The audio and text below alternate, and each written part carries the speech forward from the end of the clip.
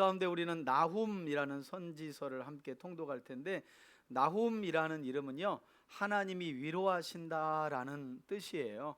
그래서 1장에서는 아수르의 니느웨에 대한 심판. 여러분, 니느웨 하면 누구 선지자가 기억나요? 그렇죠, 요나. 그래서 대략 한 150여 년 전에 요나가 여로보암 2세 때 아수르의 수도인 니느웨를 향해 하나님의 말씀을 선포했고, 40일 이후에 있게 될 심판에 대한 내용을 듣고 니느웨 백성들이 왕으로부터 짐승에 이르기까지 금식하며 회개해서 하나님이 용서해 주셨고, 그걸 못마땅하게 여긴 요나에게 내가 어찌 이 생명들을 아끼지 아니하겠느냐 하고 4장 11절에서 그렇게 성경이 마무리가 되죠. 그랬던 하나님의 회개를 통해 하나님의 용서를 덧입었던 아수르였지만, 시간이 흘러가면서 또다시 범죄하게 되었고, 이제는 하나님이 더 이상 그들의 죄를 두고 보실 수 없어서 나훔이라는 선지자를 보내게 되는데, 왜 나훔이 위로가 되느냐? 이스라엘을 멸망시킨 아수르를 심판하겠다는 메시지는 유다 백성들에게 위로가 되는 거죠. 그죠? 위로가 되는 거죠. 그래서 이제 선지자의 이름이 하나님은 위로시다. 나의 위로하시는 하나님, 뭐 이런 뜻이죠.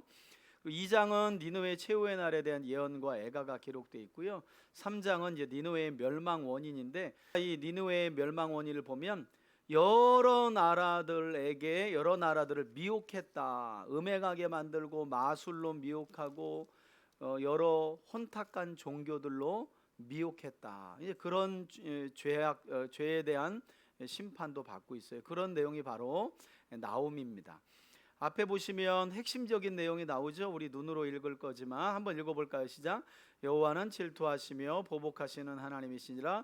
여호와는 보복하시며 진노하시되 자기를 거스르는 자에게 여호와는 보복하시며 자기를 대적하는 자에게 진노를 품으시며 여호와는 노하기를 더디하시며 권능이 크시며 벌받을 자를 결코 내버려두지 아니하시느니라. 그러니까 한 150여 년 전에 요나를 통해 40일 후에 있게 될 심판을 들은 니느웨 백성들이 회개할 때는 용서해 주셨지만, 회개하지 다시 그 죄악으로 돌아가서 죄악이 관영하고 주변 나라들까지 타락하고 범죄하게 만들다 보니까 하나님이 벌받을 자를 용서하지 않으심을 이렇게 이제 나훔서를 통해 보여주고 계신 거죠.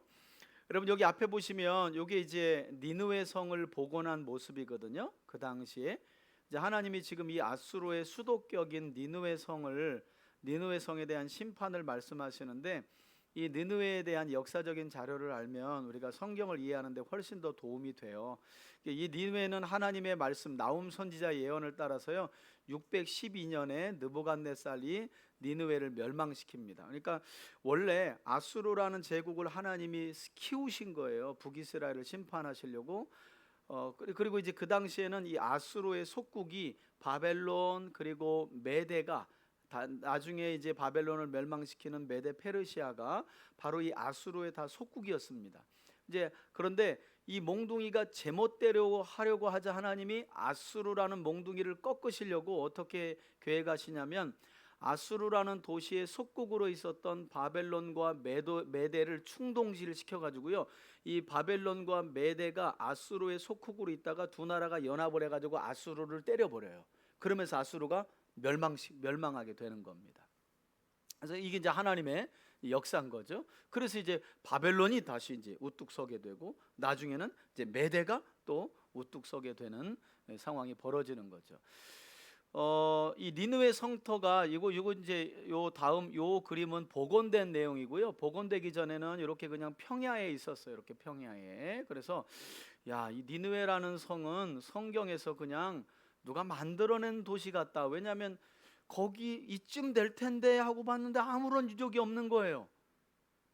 아니, 성경에는 분명히 아시리아라는 거는 역사적으로 이라크의 전신이고, 그래서 분명히 이 근처에 유적이 있어야 되는데 뭐 니느웨라고 하는 성터뿐만 아니라 아무것도 없는 거예요. 그래서 왜 그런가 하고 봤더니, 여기 앞에 보시는 것처럼 티그리스강 상류 모래 속 14피트, 10여 미터 아래에 파묻혀 있었던 거예요. 그걸 파보니까 거기에 니느웨 성터가 나왔다는 거예요. 이제 왜 그런지는 오늘 성경을 보시면 알아요. 왜냐하면 하나님이 티그리스 강을 범람케 하셔가지고 일부는 전쟁을 통해 망하게 하고 일부는 강을 범람시켜 가지고 이 니느웨 성을 평토장시켜 버렸거든요. 그냥 수장시켜 버렸어요. 그리고 이제 물이 빠지니까 모래만 그 위에 이제 가득했던 거죠. 이걸 이제 1846년에 어스틴 헨리 레이아드라는 사람이 직접, 영국 사람인데 이 고고학자가 발견해낸 거예요. 땅을 계속 파보니까 저 수십 미터 아래에서 이제 니느웨 성터가 발견된 거죠. 그래서 요나서도 사실이었고 나훔서도 역사적인 사실이었구나. 니느웨라는 도시가 그냥 누가 만들어낸 게 아니라 실존했구나라는 것을 알게 된 거죠. 여기 보시면 높이 33m, 너비 마차 세대가 지나갈 만큼, 길이는 13km고요. 그러니까 어마어마한 성인 거죠. 그리고 65m의 망대가 1,500개의 있고 1,500개의 망루가 설치되어 있고 15개의 성문이니까 어마어마한 규모인 거예요. 그리고 성 밖은 방어용 해자, 그러니까 해자라는 건 강이거든요. 그러니까 고대에는 항상 성을 만들면 그 성 주변을 30m, 50m짜리 강으로 둘렀어요. 적군이 함부로 넘어 들어오지 못하도록. 그래서 성 밖을 나갈 때는 여러분 영화에서 보셨죠? 이렇게 다리가 뚜뚜뚜뚜 이렇게 내려가면 마차 왔다 갔다 하고, 그렇게 그게 이제 방어용으로 했는데 니느웨도 그렇게 만들어졌다는 걸 이제 발견한 거죠. 그리고 포위 공격 20년을 버틸 수 있는 요새로 발견하고 나니까 이제 요건 이제 복원한 내용이고요. 여기 이제 복원한 터에 대한 내용입니다. 대략 이렇게 그림을 그려 보니까 이렇게 티그리스 강을 중심으로 해가지고, 그러니까 이런 해자는 만든 거겠죠. 이렇게 요게 이제 니느웨 성터거든요. 요게 니느웨 성인데 티그리스 강을 강 안에다가 이렇게 성터를 만들고 강을 쪼개가지고요. 이렇게 강을 이렇게 해자를 돌리고 또 도시 한복판으로 강이 이렇게 흐를 수 있도록 이렇게 요 성 안에 이렇게 이런 평면도를 이제 발견한 터를 보고 이렇게 그려낸 겁니다. 심판을 받게 되는 니느웨에 관한 말씀을 우리 이제 함께 살펴보도록 하겠습니다. 나훔서 1장입니다.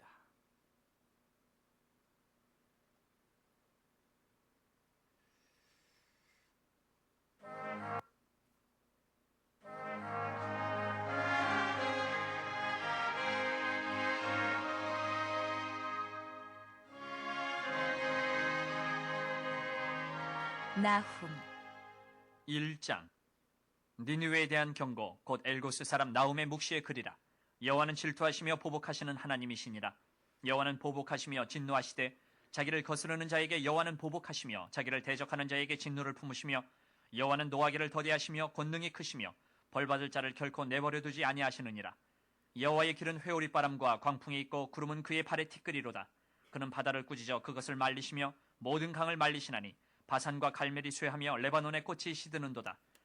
말리신다는 표현은 또 바산, 이게 이제 이스라엘에서는 갈멜 바산하면 지중해 옆에 있는 산인데 푸르른 산이거든요. 그게 쇠한다, 레바논의 꽃이 시든다, 이게 다 무엇과 관련된 표현이에요? 심판, 그죠? 형벌 받을 자를 반드시 하나님은 내버려 두지 않으신다.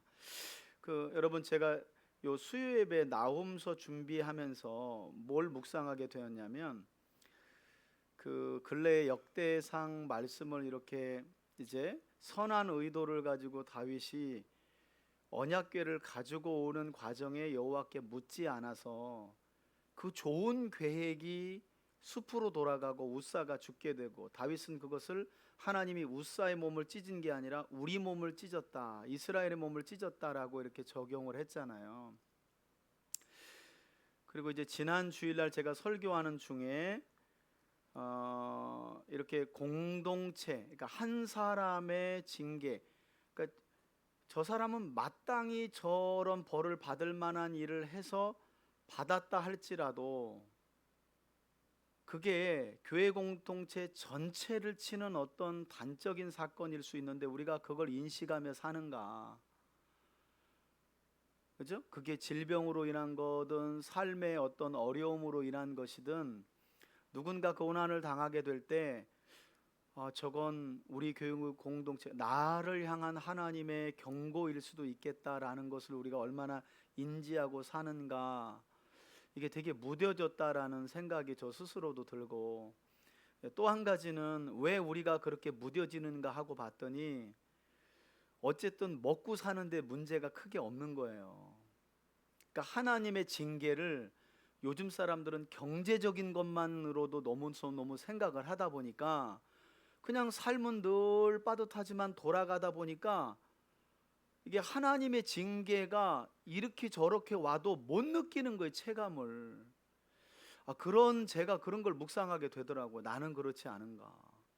그냥 내가 목회하고 이렇게 한다고 그냥 다 잘 되는 건가. 누군가를 통해서, 아니면 내가 지금 보고 있는 누군가, 내 주변에 있는 누군가, 내 가정을 통해서 하나님의 경고의 메시지를 나에게도 주고 있는데 그냥 나는 저건 저 집안 일이지, 뭐 저건 저 사람 일이지, 뭐 저건 저 사람이 잘못된 선택으로 인해 하나님께서 저렇게 하신 거겠지 하고 나도 그 경고의 불을 못 보고 있지는 않은가 하는 생각이 드는 거예요. 왜냐하면 저도 그냥 먹고 사라지니까. 예. 여러분들은 어떠세요? 정말 이 시대는 그런 것 같아요. 그죠? 그죠? 어쨌든 직장 다니면 월급은 따박따박 나오는 거고, 그러다 보니까 크게 어떤 정말 심각한 상황이 아닌 상황에서 하나님이 나에게 어떤 메시지를, 내가 이렇게 너에게 원한다는 어떤 메시지를 눈치채고 그렇게 민감하게 살아간다는 게 너무 어려운 거예요, 이 시대가. 여러분, 저만 그런가요? 여러분들은 어떤지 한번 이제 생각해 보세요. 예. 그런 점에서 다윗이 참 위대한 것 같아요.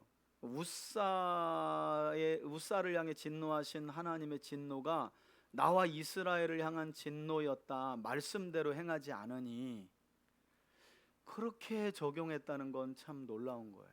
예. 여러분, 교회 공동체가 정결하고 깨어있다는 건 이런 거 아니겠어요? 누군가의 아픔을 개인의 아픔으로 보지 않고 혹여 나와 우리 교회 공동체를 향한 하나님의 메시지가 그 안에 있는 건 아닌가. 어떤 고난을 보고. 네. 또 반대일 수도 있죠. 누군가 형통한 삶을 살아가면 이건 그 사람 개인이 아니라 저렇게 살아가면 형통하다라는 메시지를 하나님이 나한테 주고 계시는구나. 그런 데에 우리가 너무 무감각해져 있다. 너무 이 각박하고 빠른 일상 중에 그런 점에서 보면 너무 많이 하나님의 경고와 사인을 우리 스스로 놓쳤을 수 있겠다라는 생각이 들어요. 나는 그냥 소문으로 들은 얘기인데 하나님이 왜 많은 사람들이 있는데 그 소문을 내 귀에까지 들려서 내 귀에다 넣겠어요? 듣고 경고를 받으라는 거예요. 듣고 도전을 받으라는 거예요. 듣고 그 길을 계속 잘 걸어가라는 거거든요. 근데 우리는 그냥 소문으로 치부하고 나와 다른 일로 치부하는, 너무 우리의 마음이 돌처럼 단단해져 있다, 이런 생각이 저 스스로도 드는 거예요. 좀 무뎌 있다. 제가 역대기 말씀 전하고 나움하고 지난주부터 스바냐 하면서 와, 이게 진짜 무뎌져 있을 수 있겠구나.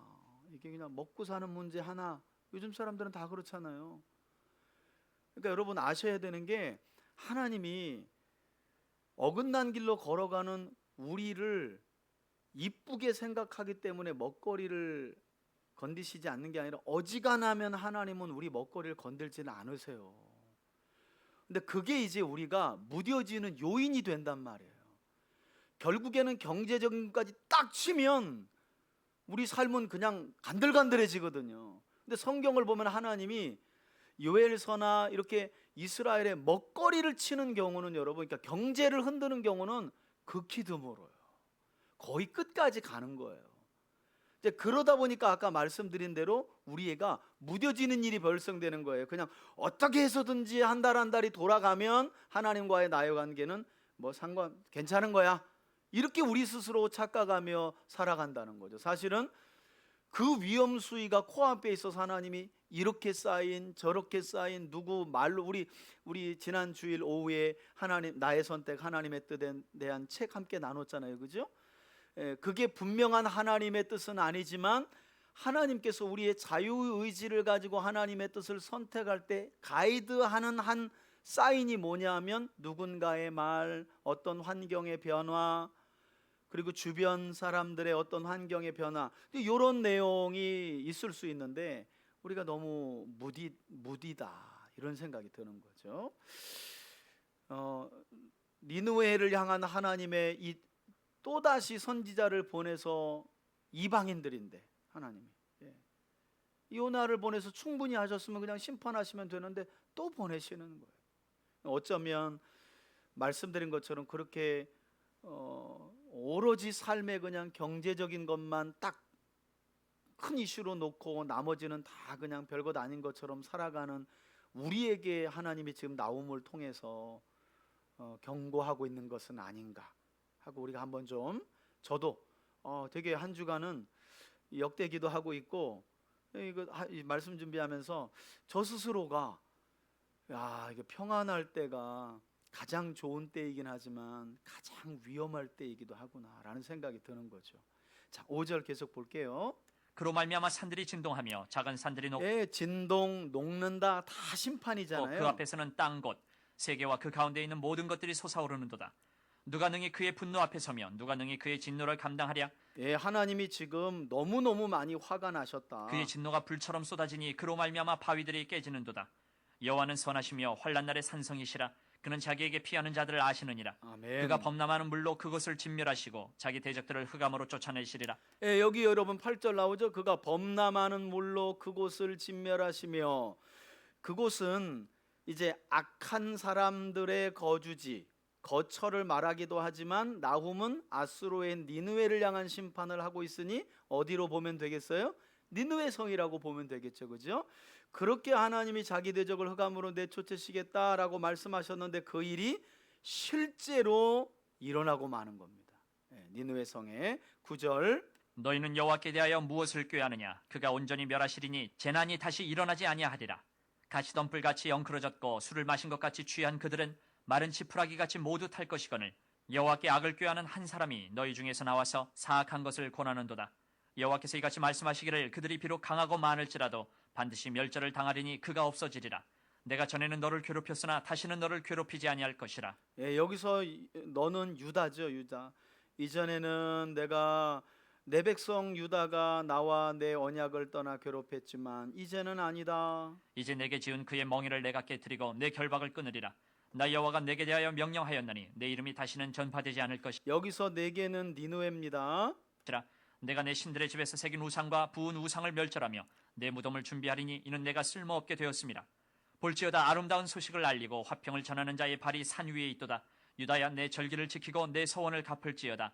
악인이 진멸되었으니 그가 다시는 내 가운데로 통행하지 아니하리로다 하시니라. 아멘. 그러니까 이제 이렇게 지금 북이스라엘을 멸망시킨 니느웨에 대한 심판을 하나님이 전하시면서 위로받아라 이런 말씀을 하고 있죠. 파괴하는 자가 너를 치러 올라왔나니 너는 산성을 지키며 길을 파수하며 내 허리를 견고히 묶고 내 힘을 크게 굳게 할지어다. 여호와께서 야곱의 영광을 회복하시되 이스라엘의 영광 같게 하시나니 이는 약탈자들이 약탈하였고 또 그들의 포도나무 가지를 없이 하였습니다. 그의 용사들의 방패는 붉고 그의 무사들의 옷도 붉으며 그 항오를 버리는 날에 병거의 쇠가 번쩍이고 노송나무 창이 요동하는도다. 그 병거는 미친 듯이 거리를 달리며 대로에서 이리저리 빨리 달리니 그 모양이 횃불 같고 빠르기가 번개 같도다. 그가 그의 존귀한 자들을 생각해내니 그들이 엎드러질 듯이 달려서 급히 성에 이르러 막을 것을 준비하도다. 지금 니느웨 성의 큰 혼란을 선지자가 예언하는 거예요. 1장에서는 니느웨는 이제 망한다. 그게 내 백성이 큰 위로가 될 거다. 내 백성은 영원히 망하지 않는다. 그리고 2장에 실제 보니까 그 멸망이 이루어지는 과정인데 뭔가 아주 심각한 전투가 니느웨 성에서 벌어지고 있는. 그래서 이제 학자들은 이거 바벨론 군대가 쳐들어와서 니느웨를, 바벨론과 메대 군대가 연합해서 쳐들어와서 니느웨 성을 쑥대밭으로 만드는 광경을 시적으로 표현한 것이라고 이렇게 봅니다. 그렇게 보면 이 내용이 뭔가 큰 사륙이 이 도성에서 일어나고 있구나를 알 수 있죠. 6절. 강들의 수문이 열리고 왕궁이 소멸되며 여기 강들의 수문이 열리고 나오죠. 정한대로 왕후가 벌거벗은 몸으로 끌려가니 그 모든 시녀들이 가슴을 치며 비둘기같이 슬피 우는도다. 니느웨는 예로부터 물이 모인 못 같더니 아까 말씀드렸잖아요. 티그리스 강 옆에 있었기 때문에 이제 모두 도망하니 서라서라 하나 돌아보는 자가 없도다. 은을 노략하라, 금을 노략하라. 그 저축한 것이 무한하고 아름다운 기구가 풍부함이니라. 니느웨가 공허하였고 황폐하였도다. 주민이 낙담하여 그 무릎이 서로 부딪히며 모든 허리가 아프게 되며 모든 낯이 빛을 잃도다. 이제 사자의 굴이 어디냐? 젊은 사자가 먹을 곳이 어디냐? 전에는 수사자 암사자가 그 새끼 사자와 함께 거기서 다니되 그것들을 두렵게 할 자가 없었으며 수사자가 그 새끼를 위하여 먹이를 충분히 찢고 그의 암사자들을 위하여 움켜 사냥한 것으로 그 굴을 채웠고 찢은 것으로 그 구멍을 채웠었도다. 만군의 여호와의 말씀에 내가 내 대적이 되어 내 병거들을 불살라 연기가 되게 하고 내 젊은 사자들을 칼로 멸할 것이며 내가 또 내 노력한 것을 땅에서 끊으리니 내 파견자의 목소리가 다시는 들리지 아니하리라 하셨느니라. 아멘. 이게 심각한 말씀인 거죠. 만군의 여호와의 말씀에 내가 내 대적이 돼요. 그죠? 지금 니느웨의 대적은 눈에 보이는 대적은 바벨론과 메대의 연합군이었지만 바벨론과 메대 연합군을 만들어서 아수르의 니느웨 성을 심판하신 분이 누구라는 거예요? 하나님이라는 거예요. 근데 여러분 여기 이제 뭐 이런 내용들이야 뭐 이제 우리가 이해가 가는데 나중에 이제 다른 선지서로 가보면 하나님이 자기 백성 이스라엘을 향하여 내가 너희의 대적이 되어 이렇게 말씀하시는 내용이 나온다는 거죠. 이건 지금 북이스라엘을 멸망시킨 니느웨를 향해 내가 너희의 대적이 된다는 말씀이 나오는데 다른 선지서에 가보면 이스라엘을 향하여 하나님이 내가 너희의 대적이 돼요. 사실 아까 전에 말씀드렸던 언약궤를 가지고 오는 중에 하나님이 우사와 다윗과 이스라엘의 대적이 순간 되신 거잖아요. 그러니까 여러분 잘 판단하셔야 된다니까요. 우리가 예수 그리스도를 믿음으로 하나님의 백성이 되었지만 하나님의 백성이 되는 거룩한 삶은 구약의 백성이나 신약의 우리나 똑같이 하나님이 요구하시지 예수 믿는 사람은 약간 느슨하게 보시고 구약은 철저하게 보시고 그렇지 않다는 거예요. 우리가 그걸 기억해야 된다는 말이죠. 그러니까 순간 하나님이 우리의 대적이 될 수 있는 상황을 우리가 만들 수 있다는 거예요. 어리석어 가지고 어떻게 해서요? 말씀을 거스려서 말씀대로 살아가지 않으므로 우리의 대적이 근데 눈에 나타나는 것은 메대와 페르시아 연합군으로 보일 수 있는 거죠. 근데 사실은 그 배후에 하나님이 말씀을 떠난 우리의 대적이 되셔서 우리를 징계하실 수 있다. 이제 우리가 기억할 필요가 있죠. 자, 3장 보면 이제 피해 성 니느웨의 멸망과 완전한 이제 멸망 원인에 대한 내용과 멸망에 대한 말씀이 선포됩니다. 마지막입니다. 3장. 화 있을진저 피의 성이여 그 안에는 거짓이 가득하고 포악이 가득하며 탈취가 떠나지 아니하는도다. 휙휙하는 채찍 소리, 윙윙하는 병거 바퀴 소리, 뛰는 말, 달리는 병거, 충돌하는 기병, 번쩍이는 칼, 번개 같은 창, 죽임당한 자의 때, 죽음의 큰 무더기, 무수한 시체여 사람이 그 시체에 걸려 넘어지니 그냥 사륙의 도성이 되는 거죠. 하나님이 심판하시겠다고 했더니 이는 마술에 능숙한 미모의 음녀가 많은 음행을 함이라. 그가 그의 음행으로 여러 나라를 미혹하고 그의 마술로 여러 족속을 미혹하느니라. 이게 이제 멸망 원인이 되는 거죠. 보라 내가 네게 말하노니 만군의 여호와의 말씀에 내 치마를 걷어올려 내 얼굴에 이르게 하고 내 벌거벗은 것을 나라들에게 보이며 내 부끄러운 것을 문 민족에게 보일 것이요 내가 또 가증하고 더러운 것들을 내 위에 던져 능욕하여 너를 구경거리가 되게 하리니 그때 너를 보는 자가 다 내게서 도망하며 이르기를 니느웨가 황폐하였도다. 누가 그것을 위하여 애곡하며 내가 어디서 너를 위로할 자를 구하리요 하리라. 내가 어찌 노아몬보다 낫겠느냐. 그는 강들 사이에 있으므로 물이 둘렸으니 바다가 성루가 되었고 바다가 방어벽이 되었으며 수도입니다. 구스와 애굽은 그의 힘이 강하여 끝이 없었고 붓과 루빔이 그를 돕는 자가 되었으나 그가 포로가 되어 사로잡혀갔고 그의 어린아이들은 길 모퉁이에 메어침을 당하여 부서졌으며 그의 존귀한 자들은 제비 뽑혀 나뉘었고 그의 모든 권세자들은 사슬에 결박되었나니 너도 술에 취하여 숨으리라. 너도 원수들 때문에 피난처를 찾으리라. 내 모든 산성은 무화과 나무에 처음 익은 열매가 흔들기만 하면 먹는 자의 입에 떨어진 것 같으리라.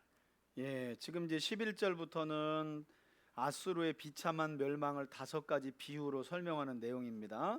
술에 취하여 숨으라, 원수들 때문에 피난처를 찾으라, 무화과 나무에 처음 익은 열매가 흔들기만 하면 먹은 자 입에 떨어짐과 같으리. 이게 다 비유적인 거죠. 내 가운데 장정들은 여인 같고 내 땅의 성문들은 내 원수 앞에 넓게 열리고 빗장들은 불에 타도다. 이게 이제 바벨론과 메대 연합군에 의해서 빗장이 열리고 도시가 불에 타는 내용이죠. 너는 물을 길어 에워싸일 것을 대비하며 너의 산성들을 견고하게 하며 진흙에 들어가서 흙을 밟아 벽돌 가마를 수리하라. 거기서 풀이 너를 삼키며 칼이 너를 베기를 느치가 먹는 것 같이 하리라. 내가 느치같이 스스로 많게 할지어다. 내가 메뚜기같이 스스로 많게 할지어다. 내가 내 상인을 한번 군대를 모아봐서 내가 메대와 바벨론 연합군을 통해 너희들 심판할 때 한번 덤벼봐, 이런 거예요 하나님이. 하늘의 별보다 많게 하였으나 느치가 날개를 펴서 날아감과 같고 내 방백은 메뚜기 같고 너의 장수들은 큰 메뚜기 떼가 추운 날에는 울타리에 깃들였다가 해가 뜨면 날아감과 같으니 그 있는 곳을 알 수 없도다. 아스루 왕이여 내 목자가 자고 내 귀족은 누워 쉬며 내 백성은 산들에 흩어지나 그들을 모을 사람이 없도다. 내 상처는 고칠 수 없고 내 부상은 중하도다. 내 소식을 듣는 자가 다 너를 보고 손뼉을 치나니 이는 그들이 항상 내게 행패를 당하였음이 아니더냐 하시니라. 아멘. 여러분, 이렇게 해서 결국 요나를 통해 하나님의 진노가 선포되었을 때 회개했던, 그래서 용서함을 받았던 니느웨는 결국 150년 뒤에 나움 선지자의 외침 그대로 멸망을 하게 되는데요. 제가 역사적 사실을 여러분들에게 조금 설명을 드리면 623년에 아수르의 지배를 받았던 바벨론이 독립을 하게 되고 14년, 그로부터 한 9년 뒤에 메대가 아수르를 공격하게 돼요.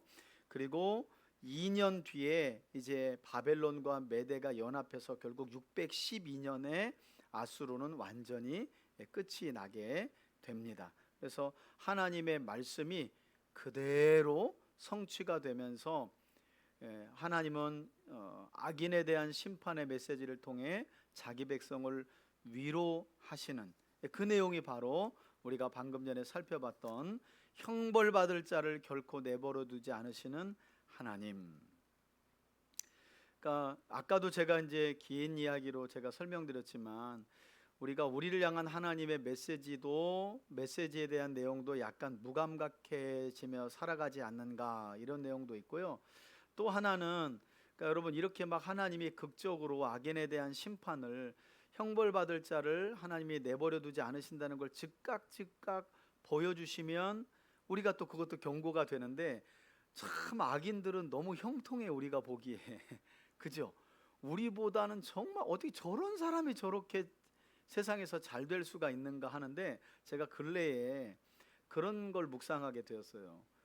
여러분, 그 벌받을 자를 결코 내어버려 두지 않고 심판하시는 하나님의 심판을 코앞의 심판, 우리 생에 우리 눈으로 목격할 심판으로 보시면 안 돼요. 그것만 보시면 안 돼요. 여러분, 영원한 지옥에 떨어지는 심판을 생각해 보세요. 그거야말로 진짜 악인이 피할 수 없는 끔찍한 심판이지 않겠어요? 예. 그러니까 그런 걸 생각해 보면, 뭐 악인들 저렇게 살아도 뭐 꿈쩍하나 않고 뭐 잘 살아가는데 뭐 내가 뭐 괜히 내 거 손해 봐가면서 선하게 살아갈 필요가 뭐가 있나, 라는 생각들은 우리가 다시 한번 고쳐 먹을 수 있다는 거죠. 그죠? 예. 진짜 무서운 형벌은 여기서 잠깐 사업이 망하고 높은 자리에 올라갔다 떨어지는 게 아니잖아요. 진짜 형벌은 지옥에 떨어지는 거잖아요. 그런 걸 생각해 본다면 우리가 눈앞에서 악인의 형벌이 즉각적으로 이루어지지 않는 걸 보고 뭐 이렇게 살아도 되겠지라고 생각하는 우리의 마음을 좀 고쳐 먹을 수 있는 계기가 되지 않을까 하는 생각이 들어요. 자, 그다음 우리 다시 이제 우리 돌아가서 우리 스바냐서로 볼 겁니다. 우리 유다의 이제 스바냐서는 포로 당시에 유다가 포로로 이제 바벨론 공격 시에, 정확하게 말하면 바벨론에 의한 유다가 공격받을 때에 또 이제 포로로 끌려가기 시작하면서 보내진 선지서, 이제 스바냐, 하박국, 예레미야, 그리고 그 시대에 바벨론 현지에서 하나님의 말씀을 전했던 다니엘, 에스겔, 이제 우리가 이렇게 살펴볼 겁니다. 자, 스바냐 찾으셨죠? 예.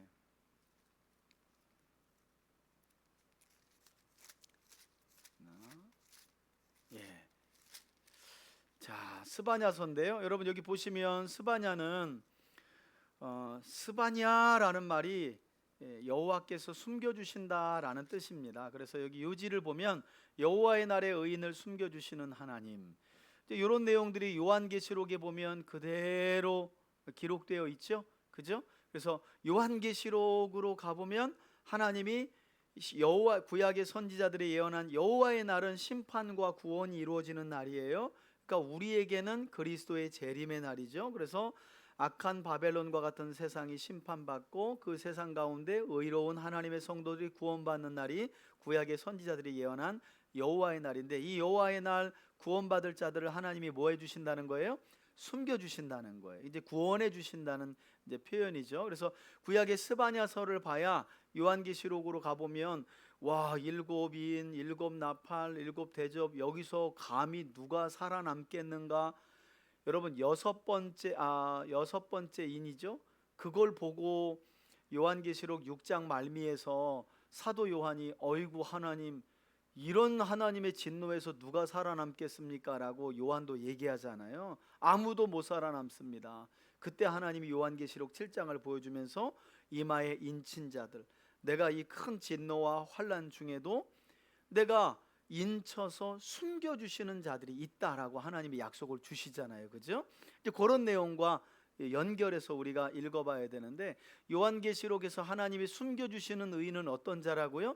구약의 계명과 신약에 기록된 예수 그리스도의 복음을 잘 듣고 읽고 믿으며 인내로 지켜서 환난을 통과하는 자들, 하나님을 버리지 않고 하나님의 말씀을 따라 예수 그리스도의 복음을 따라 믿음을 지키고 환난 중에 인내로 통과하는 자들, 그들을 하나님이 어린 양의 혼인잔치, 숨겨주시다가 어린 양의 혼인잔치로 하나님 옮겨주신다는 내용이 요한계시록의 내용입니다. 스바냐서는 여호와의 날에 대한 내용이 아주 짙게 깔려 있죠. 그래서 여기 보면 시작부터 진멸이라는 단어, 분노라는 단어가 나오는데요. 여기 여호와의 날을 이렇게 표현하고 있습니다. 이건 이제 심판에 관한 내용이죠. 분노의 날, 환난과 고통의 날, 황폐와 패망의 날, 캄캄하고 어두운 날, 구름과 흑암의 날, 견고한 성읍들을 치는 날, 높은 망대를 치는 날.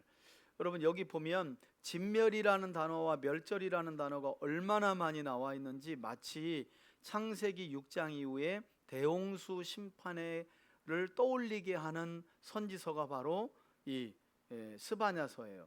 근데 충격적인 건 이 스바냐서는 우리가 알고 있는 대로 열왕기하 22장 이후를 보면 이런 요시야와 같이 선한 왕은 전에도 없었고 후에도 없었다라고 예언했던 요시야, 이 요시야 때에 하나님이 스바냐를 통해 유다의 하나님이 이 진멸을 선언하셨다는 게 충격적인 거죠.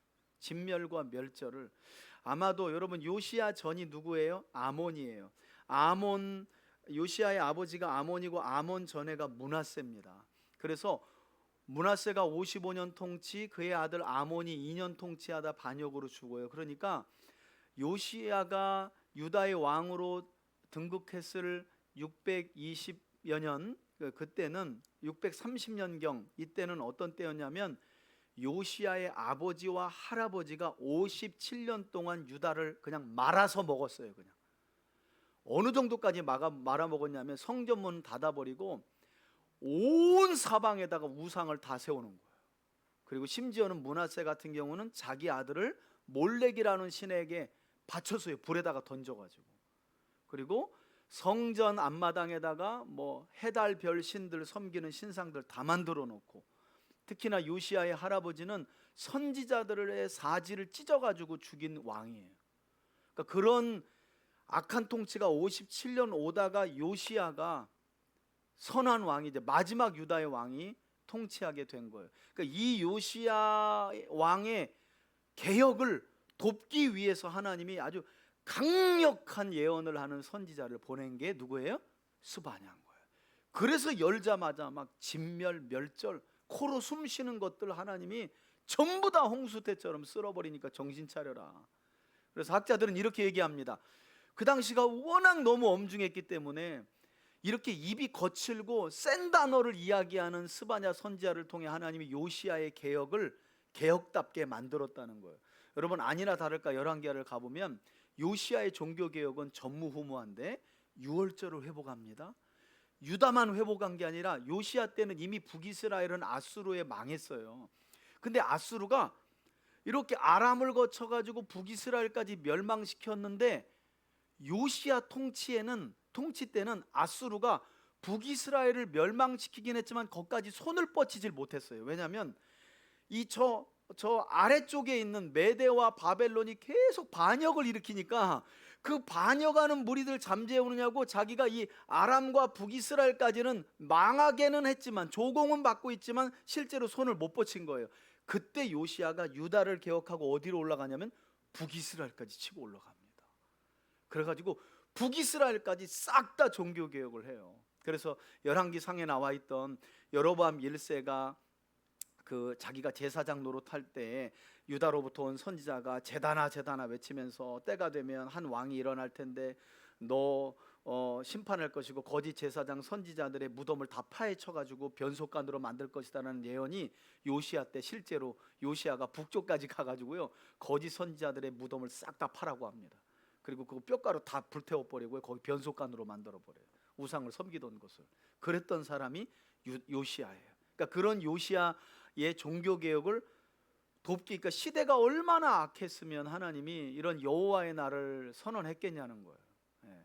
그러나 그냥 진멸과 멸절만 이야기한 게 아니라 진멸과 멸절 중에 하나님은 여전히 의인들을 어떻게 해요? 숨겨주신다는 거예요. 그러니까 여러분 걱정하지 마세요. 예. 그러니까 이게 성경 안 읽은 사람들이 뭐 어디 원전 터졌다, 뭐 해성이 또 뭐 이렇게 박살났다 그러면 막 큰일 났다, 막 호들갑하고 막 이런 거예요. 걱정하지 마세요, 여러분.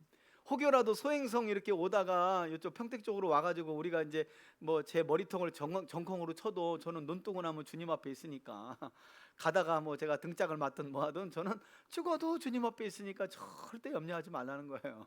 숨겨주시니까. 꼭 살아야 숨겨주시는 건 아니에요. 왜냐하면 여기가 우리가 영원히 거할 것이 아니잖아요. 우리는 영원한 하나님 나라가 있잖아요, 그죠? 예, 그러니까 맞아도 제가 먼저 맞을 테니까 여러분들 절대 걱정하지 마세요. 저 맞는 거 보고 피하든지. 그래서 자, 우리 스바냐서를 함께 읽어보도록 하겠습니다. 자, 전체 내용 앞에 보시고 뭐 내용 너무 짧으니까요. 스바냐서.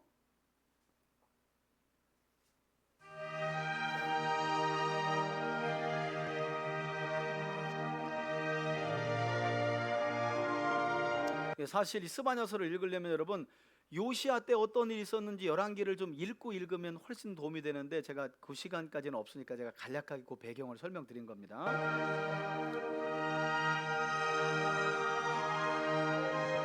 아몬은 므낫세 이후 반역해 스바냐. 2년 만에 반역으로 1장. 죽습니다. 아몬의 아들 유다왕 요시아의 시대에 스바냐에게 임한 여호와의 말씀이라. 스바냐는 히스기야의 현소 히스기야는 왕이에요. 선한 왕. 그러니까 스바냐는 히스기야의 현손이라는 건 증손자의 아들. 그러니까 우리로 말하면 고손자 정도. 고손자라는 말은 잘 안 쓰지만 그 정도 되는 거예요. 그러니까 스바냐는 어떤 사람이에요? 왕손 출신의 선지자라는 걸 알 수 있죠, 그죠? 이요 아므리아의 증손이요 그다리아의 손자요 구시의 아들이었더라. 여호와께서 이르시되 내가 땅 위에서 모든 것을 진멸하리라. 와, 이 정도까지 여러분 글쎄요. 그동안 보내진 선지자가 많았는데 내가 땅 위에 있는 모든 것을 진멸하겠다 할 만큼 엄중한 예언을 했던 선지자는 없었던 것 같아요. 그러니까 지금 하나님께서 분노의 게이지가 얼마나 높았는지 그도 그럴 것이요. 말씀드린 것처럼 요시야의 아버지 2년 만에 반역으로 죽고 그 아몬의 아버지가 므낫세인데 이 므낫세가 예루살렘에서 선지자들을 얼마나 죽였는지 또랑 있잖아요. 또랑에 의인들의 피가 그냥 줄줄줄 흘렀다는 거예요. 그래가지고 그때 이사야 선지자를 톱으로 사지를 쓸어서 죽인 게 므낫세거든요. 오직하면 하나님이 므낫세 때 유다는 바벨론에 망한다. 끝. 하나님이. 근데 요시야를 보니까 하나님이 약간 흔들렸던 것 같아, 마음이.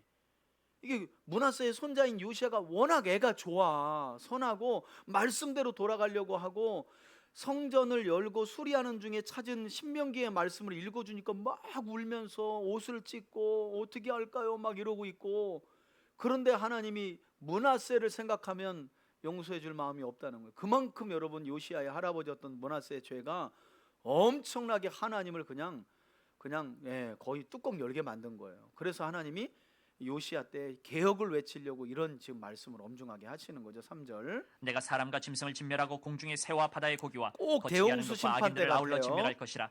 내가 사람을 땅 위에서 멸절하리라. 나 여호와의 말이니라. 내가 유다와 예루살렘의 모든 주민들 위에 손을 펴서 남아있는 바알을 그곳에서 멸절하며 그마림이란 이름과 및 그 제사장들을 아울러 멸절하며 또 지붕에서 하늘의 뭇 별에게 경배하는 자들과 경배하며 여호와께 맹세하면서 말감을 가리켜 맹세하는 자들과 예, 이 말감이 밀곰 몰렉 인신제사 드렸던 우상이거든요. 그러니까 므낫세 때부터 쭉 내려오던 우상이 요시야 때까지 있었겠죠. 여러분, 왕이라고 한 번에 나서 가지고 못 하는 거예요. 지금도 그렇잖아요. 정치 혼자 하나요? 지지자들이 있고 유지들이 따라줘야 있는 거잖아요. 그러니까 그걸 요시야가 개혁해야 되는데 얼마나 힘들었겠어요. 어린 나이에 왕이 됐는데. 그러다 보니까 하나님 이렇게 입이 강력한 스바냐를 붙여주신 거죠. 여호와를 배반하고 따르지 아니한 자들과 여호와를 찾지도 아니하며 구하지도 아니한 자들을 멸절하리라. 여러분, 여기 찾지도 구하지가 이게 다 역대기에서 제가 늘 반복하고 있는 따라시예요. 따라시. 여호와께 묻지 않았다, 구하지 않았다, 찾지 않았다. 이게 샬이라는 단어도 있지만 다라시예요. 다라시. 예. 하나님께 묻지 않았다는 건 제가 오해하지 말라 그랬죠. 기도는 기본으로 들어간 거고 하나님의 말씀을 따랐냐 따르지 않았냐, 하나님의 뜻을 구했냐 구하지 않았냐, 이걸 가지고 이제 묻다 구하다 찾다 이걸로 표현한다는 거예요. 지금 요시야 당시의 유다 백성들은 그렇게 하지 않았다는 거예요. 그래서 멸절한다. 주 여호와 앞에서 잠잠할지어다. 이는 여호와의 날이 가까웠으므로 여호와께서 희생을 준비하고 그가 청할 자들을 구별하셨음이니라. 여호와의 희생의 날에 내가 방백들과 왕자들과 이방인의 옷을 입은 자들을 벌할 것이며 그날의 문턱을 뛰어넘어서 포악과 거짓을 자기 주인의 집에 채운 자들을 내가 벌하리라. 나 여호와가 말하노라. 그날의 어문에서는 어문은 예루살렘으로 들어가는 문 중에 하나죠.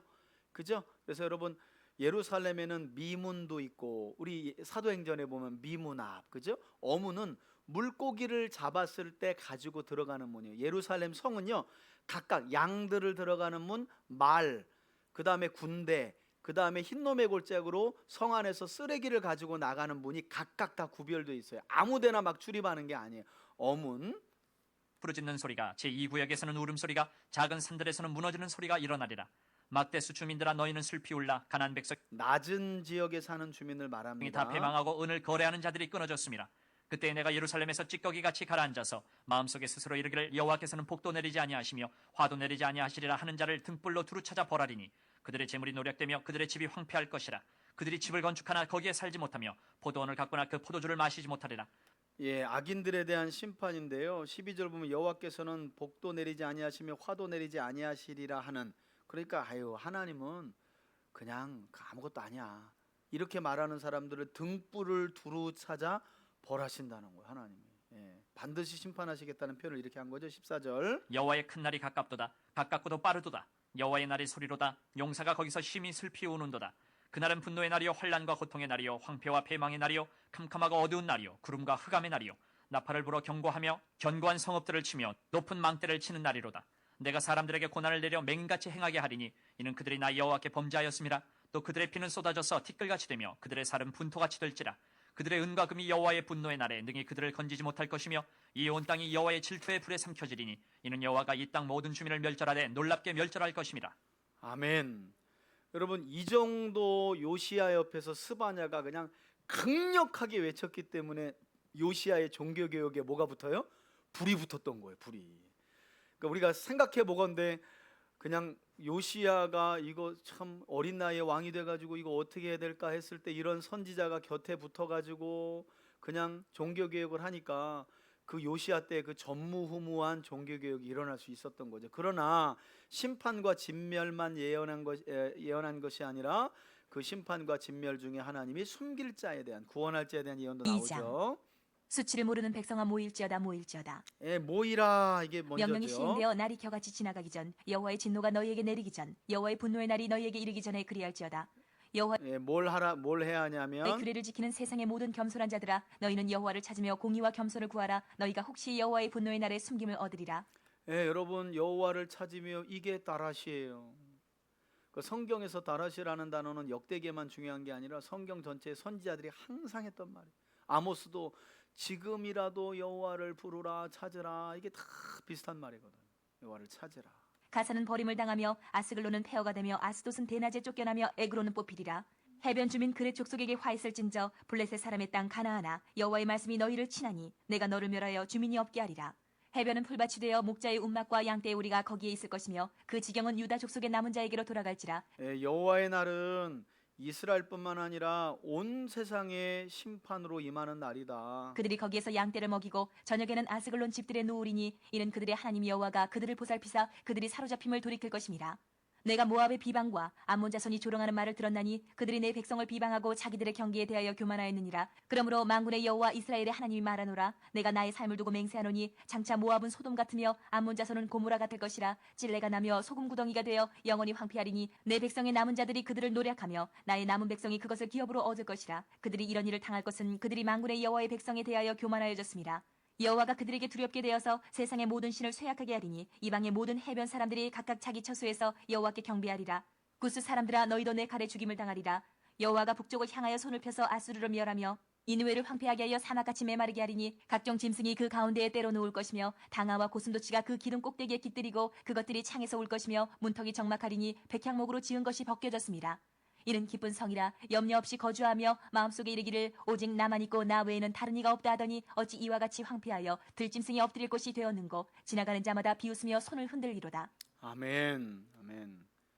여기 보면 에돔 심판에 관한 현상과 아주 비슷한 상황이 벌어질 거라는 내용을 하나님께서 말씀하죠. 그리고 마지막 3장입니다. 3장은 여호와의 날 예루살렘이 받을 심판 선언과 남은 자들에 대한 회복에 대한 내용입니다. 개역하고 더러운 것 포악한 그 성읍이 화 있을진저 그가 명령을 듣지 아니하며 교훈을 받지 아니하며 여호와를 의뢰하지 아니하며 자기 하나님에게 가까이 나아가지 아니하였도다. 그 가운데 방백들은 부르짖는 사자요 그의 재판장들은 이튿날까지 남겨두는 것이 없는 저녁 일이요 그의 선지자들은 경솔하고 간사한 사람들이요 그의 제사장들은 성수를 더럽히고 율법을 범하였도다.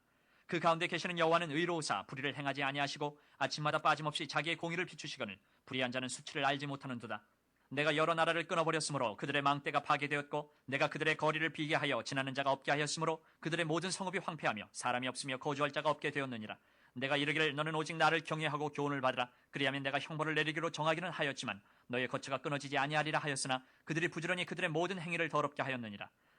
눈치를 못 챘다는 거예요. 열방이 두드러 맞는 것을 보고도 정신 나 여호와가 말하노라. 그러므로 내가 일어나 벌할 날까지 너희는 나를 기다리라. 내가 뜻을 정하고 나의 분노와 모든 진노를 쏟으려고 여러 나라를 소집하며 왕국들을 모으리라. 온 땅이 나의 질투의 불에 소멸되리라.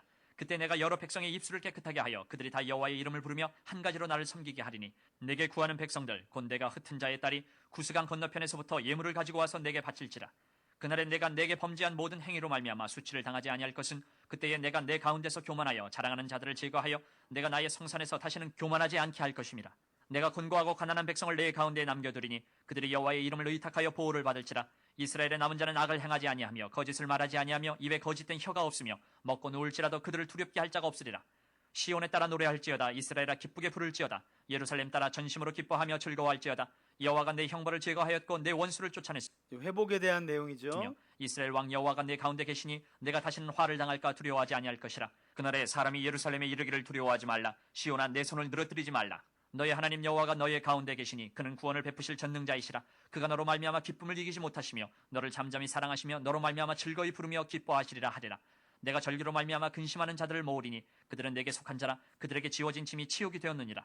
그때 내가 너를 괴롭게 하는 자를 다 보라고 저는 자를 구원하며 쫓겨난 자를 모으며 온 세상에서 수욕받는 자에게 칭찬과 명성을 얻게 하리라. 내가 그때에 너희를 이끌고 그때에 너희를 모을지라. 내가 너희 목전에서 너희의 사로잡힘을 돌이킬 때에 너희에게 천하 만민 가운데서 명성과 칭찬을 얻게 하리라. 여호와의 말이니라. 아멘. 이게 원대한 하나님의 계획이고 어떤 면에서는 꿈이기도 했죠. 그죠? 그래서 이제 회복을 통한 칭찬과 명성을 자기 백성으로 하여금 하나님이 얻게 하실 것이다 라는 말씀으로 스바냐서는 마무리가 됩니다. 첫 번째 보시면 첫 번째 기도 제목은 하나님은 회개했던 니느웨 백성들에게 은혜와 자비와 사랑을 베푸셨지만 또다시 온갖 포악한 죄를 저질렀던 니느웨 백성들을 멸망하게 하시며 보복하셨습니다. 우리 기도할 때 하나님 형벌받을 자를 결코 내버려 두지 않으시는 공의의 하나님을 잊지 않게 하시고 주님의 긍휼을 가볍게 여기지 않고 죄악된 길에서 돌이켜 회개에 합당한 열매를 맺는 우리와 우리 가정 또 우리 교회 공동체가 되게 해달라고 우리 주여 한번 부르면서 들은 말씀들과 함께 한번 기도하겠습니다. 주여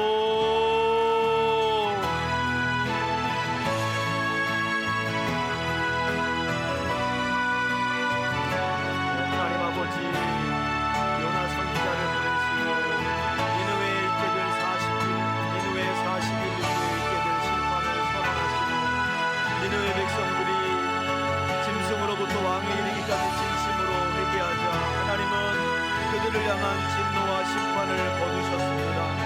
그러나 마침내 니느웨 백성들이 다시금 죄악된 길을 걸어가며 온갖 죄악으로 다른 나라들까지 미혹하여 죄악의 길을 걷게 하였기 때문에 하나님은 결국 니느웨를 향한 형벌을 더 이상 미루지 않고 심판하셨던 것을 보게 됩니다. 형벌받을 자를 결단코 내어버려 두지 아니하시는 공의의 하나님, 정의의 하나님을 우리가 기억합니다. 하나님, 우리를 향한 하나님의 인내와 또한 자비와 긍휼도 실험하지 않는 우리가 되기를 원합니다. 하나님, 깨어있게 하여 주시옵소서.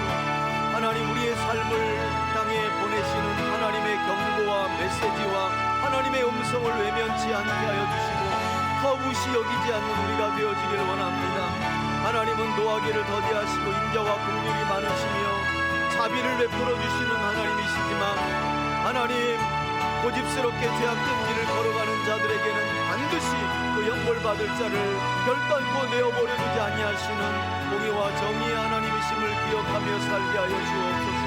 하나님의 자비와 긍휼과 인내를 시험하지 않는 우리가 되게 하여 주시고 구원받은 주의 백성답게 우리의 삶을 말씀 안에 말씀의 거울에 비추어 돌아보게 하여 주시고 우리의 생각과 우리의 마음을 점검하게 하시고 우리 삶의 태도를 주의 말씀 앞에 돌아보게 하여 주셔서 어긋난 길로 걸어갔던 모습들 회개하고 돌이킬 수 있도록 인도하여 주옵소서.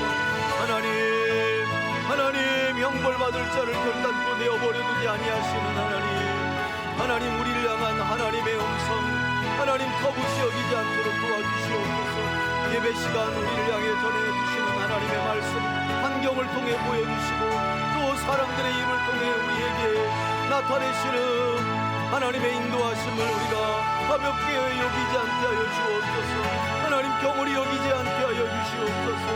하나님, 나움 선지자를 통한 니느웨의 멸망을 경고 삼게 하여 주시고 정의와 공의의 하나님을 기억하며 악한 길에서 돌이켜 하나님의 말씀을 준행하며 여호와의 말씀에 순종하여 거룩하고 복된 삶을 살아가는 우리들이 되게 하여 주옵소서. 그런 우리 가정과 그런 우리 교회 공동체가 되어지길 원합니다. 하나님, 함께하여 주시옵소서. 하나님, 긍휼을 베풀어 주시옵소서. 사랑하는 성도들의 가정에도 하나님 자비와 긍휼을 베풀어 주시기를 원합니다. 자비와 긍휼을 베풀어 주시기를 원합니다. 주님, 우리가 오교라도 하나님의 말씀과 하나님을 만홀히 여기는 부분이 있다면 이 시간 깨닫게 하여 주셔서 하나님 경솔히 여기는 부분이 있다면 이 시간 깨닫게 하여 주시옵소서. 오 하나님,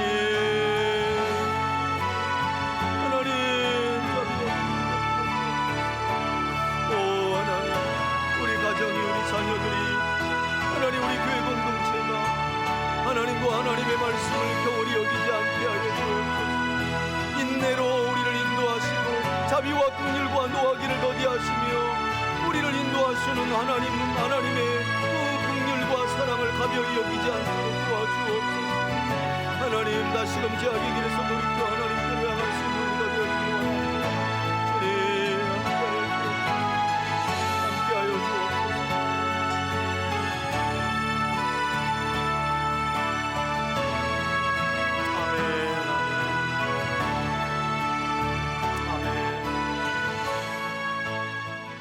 두 번째 기도 제목입니다.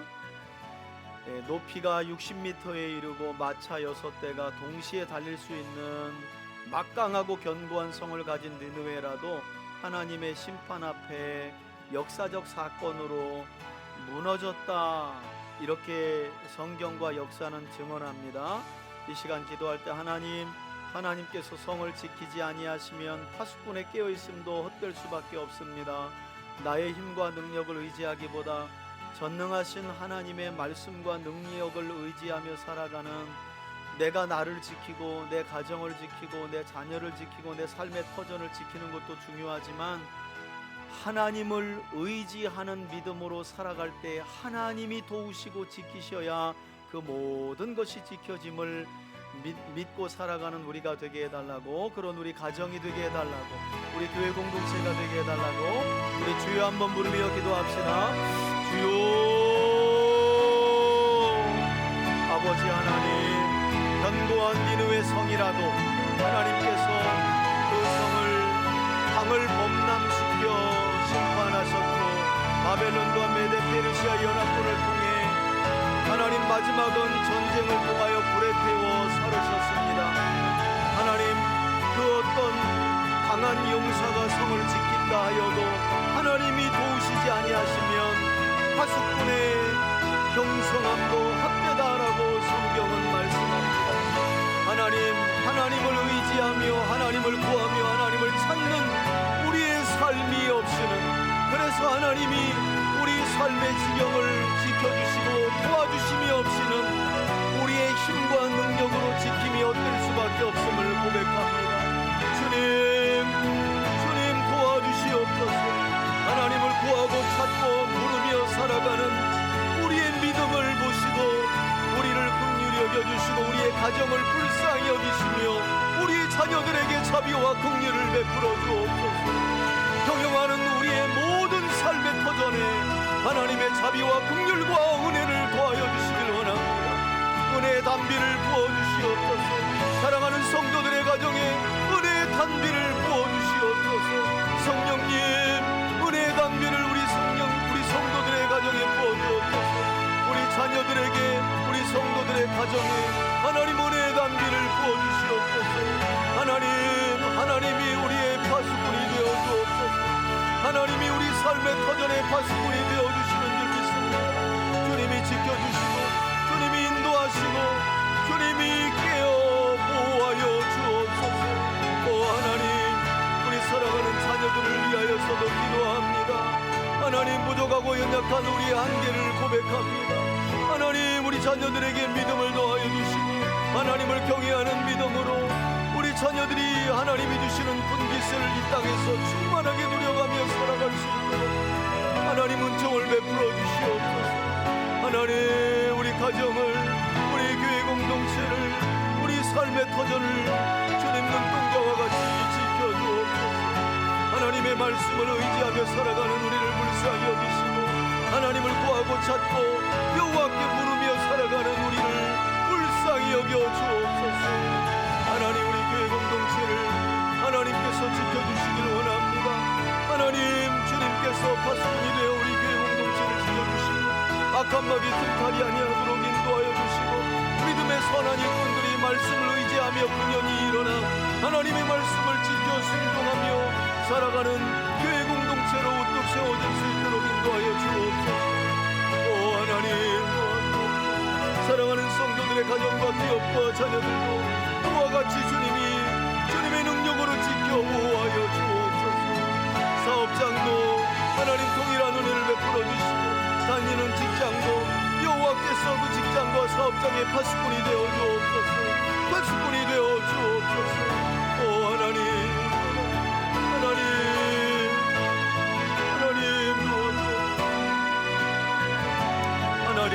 도와주옵소서. 우리 자녀들의 삶도 주님 눈동자와 같이 지켜주옵소서. 아멘.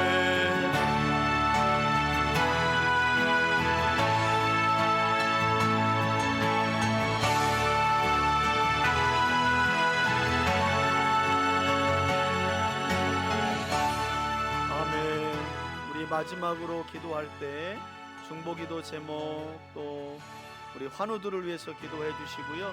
우리 돌아오는 주일날 제가 라오스 우리 신학교 모세오경 강의하러 가는데 하나님께서 라오스 현장에 하나님의 말씀이 잘 선포되고 우리 지역 우리 목회자들이 주의 말씀으로 충만해서 세워진 교회들이 건강하게 잘 유지되고 세워질 수 있도록 또 많은 영혼들이 라오스 땅에서 구원받을 수 있도록 하나님 은혜 달라고 우리 마지막으로 기도하고 제가 기도하고 마치겠습니다. 우리 함께 한번 주여 한번 부르며 기도합시다. 주여. 아버지 하나님, 아버지 하나님, 아버지 하나님, 하나님,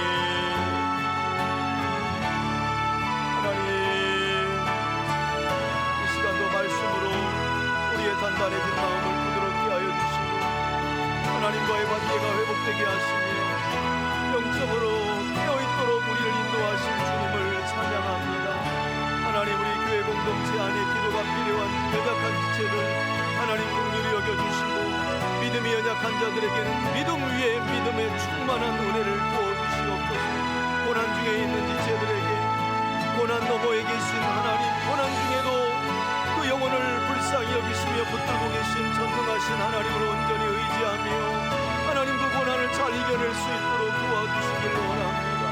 질병의 고통으로 있는 하나님 연약한 자들 하나님께서 회복과 치료의 은혜로 함께하여 주옵소서. 특별히 우리 김재중 집사님 하나님, 몸의 붓기가 깨끗이 내려가게 하여 주시고 회복되게 하여 주옵소서. 하나님, 장출혈의 모든 부위가 깨끗이 회복될 수 있도록 도와주옵소서. 하나님, 건강하게 태어나요 재활을 계속 이어갈 수 있도록 은총을 더하여 주옵소서. 하나님, 돌아오는 주일부터 이제 목요일까지 라오스 선교가 이어집니다. 세워진 신학교 위에 은혜를 더하여 주시고, 하나님, 많은 교회들이 함께하지 못하지만 이제 몇몇 교회들이 합력하여 이제 백석 신학교 이름으로 라오스 땅에 신학교를 세워 목회자들을 훈련하고 있사오니, 하나님, 훈련받는 목회자들 한 분 한 분을 생각해 주시고 기억해 주시고 그 지역에 세워진 교회들이 영혼을 구원하는 일에 앞장설 수 있도록 도와주옵소서. 부족한 종에게 지혜를 더하여 주시고, 하나님, 분별의 은혜도 더하여 주시고 말씀 충만, 성령 충만하게 하시고 가서 뜨거운 하나님의 사랑을 복음을 통해 증거하고 가르치며 돌아올 수 있도록 인도하여 주옵소서.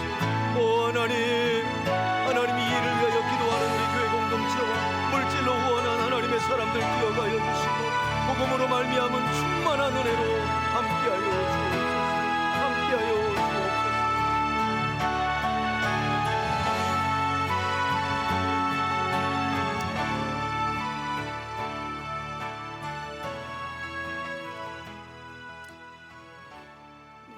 제가 기도하겠습니다. 하나님 아버지, 감사합니다.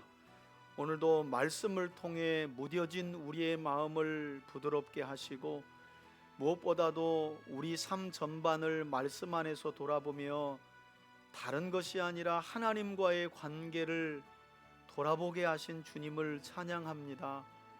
기도하게 하시고 부드럽게 하신 마음으로 하나님의 뜻을 깨달아 구하게 하셨사오니 우리에게 응답하여 주시고 응답하신 말씀에는 순종하여 주의 뜻을 이루어가는 거룩하고 복된 삶을 살아가는 우리 교우들 다 되게 하여 주옵소서. 하나님, 하나님과의 관계가 회복되어질 때 우리 삶은 형통하게 되는 줄 믿습니다. 우리 사랑하는 성도들 모두가 또 가정과 경영하는 사업장과 다니는 직장 그리고 자녀들까지 하나님의 형통 안에 거하게 하여 주옵소서. 하나님, 우리 김재풍 집사님 회복의 은혜 더하여 주심을 감사드립니다. 하나님, 계속해서 심장 이식 이후에 진행해야 할 이제 회복 그리고 하나님 재활을 이어갈 수 있도록 은총을 베풀어 주시고 돌아오는 주일 출발의 목요일 밤에 이제 라오스를 떠나 한국으로 돌아오는 모든 과정 중에 부족한 종 붙잡아 주시고 라오스에 세워진 교회들과 신학교 수업과 또 수업을 받는 목회자들에게도 크신 은혜와 은총을 더하여 주옵소서. 이를 위해 기도하고 후원하는 귀한 분들이 있습니다. 하나님 기억하여 주시고 충만한 은혜와 복으로 역사하여 주옵소서. 축복하며 예수 그리스도의 이름으로 기도합니다. 아멘. 이제는 우리 주 예수 그리스도의 은혜와 하나님 아버지의 사랑과 성령의 교통하심이 오늘도 하나님의 말씀을 마음에 담고 마지막 때에 있게 될 심판과 진멸 중에라도 또 큰 환난 중에라도 하나님의 계명과 예수 그리스도의 복음의 말씀을 마음에 담고 그 말씀을 지켜 나아가는 자들, 그와 같이 겸손한 자들에게는 숨겨주시는 구원의 은혜를 베풀어 주실 하나님을 마음에 새기며 믿고 돌아가는 우리 교우들 머리머리 위에 이제로부터 영원토록 함께 계실지어다. 아멘.